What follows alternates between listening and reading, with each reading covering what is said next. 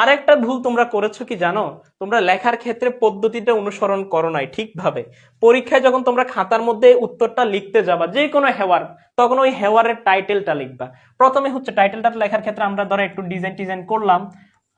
আমি যদিও খুব একটা ডিজাইন পারি না, তবু করার চেষ্টা করি, ঠিক আছে? যেমন হচ্ছে আমরা যে হেওয়ারটা লিখেছি, এটা হচ্ছে হেওয়ারুন, হেওয়ারুন বাইনাল আবি ওয়াল ইবনি আনিল কোরআন। ঠিক আছে, এই হচ্ছে আমাদের কি, এটা হচ্ছে আমাদের টাইটেল। এই টাইটেলটা লেখার পর কি করবা জানো?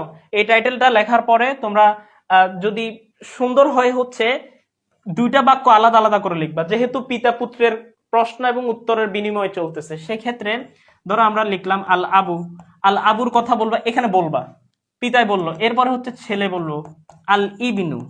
ঠিক আছে, এখন এরপরে ছেলের কথা গেল, এখন এরপর আবার পিতার কথা আসলে একটু সামান্য, আবার বেশি না, সামান্য একটু ফাঁক দিয়ে লিখবা। ঠিক আছে, তখন লিখবা আল আবু। ঠিক আছে, এখন এখান থেকে আবার শুরু হবে, এরপর আবার আল ইবনু। ঠিক আছে, এখানে হালকা ফাঁক দিয়েছে যাতে লেখাগুলো শিক্ষকের মন দেখতে পারে যে তুমি কি লিখেছো।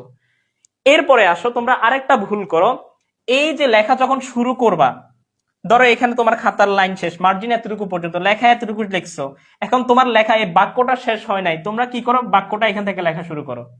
এটা কিন্তু ঠিক না। এই ক্ষেত্রে হচ্ছে তোমার বাক্যটা লিখতে হবে হচ্ছে এই যে সেমিকোলন যেটা আছে এখান থেকে শুরু করতে হবে, এখানে তোমার যাওয়ার সুযোগ নেই। বুঝে আসছে? তাহলে এই পদ্ধতিগুলো একটু খেয়াল রাখতে হবে। যে কথাগুলো বলতেছে এগুলো কিন্তু খুবই ইম্পর্টেন্ট। তোমরা মনে করতেছো যে হুজুর এগুলো মনে পরীক্ষার খাতা দেখবে না, এগুলাই পরীক্ষার খাতায় দেখবে, এবং এইভাবে লিখলে তোমার হেওয়াটা সুন্দরভাবে পৃষ্ঠার মধ্যে ফুটে উঠবে, আর না হলে কিন্তু উঠবে না।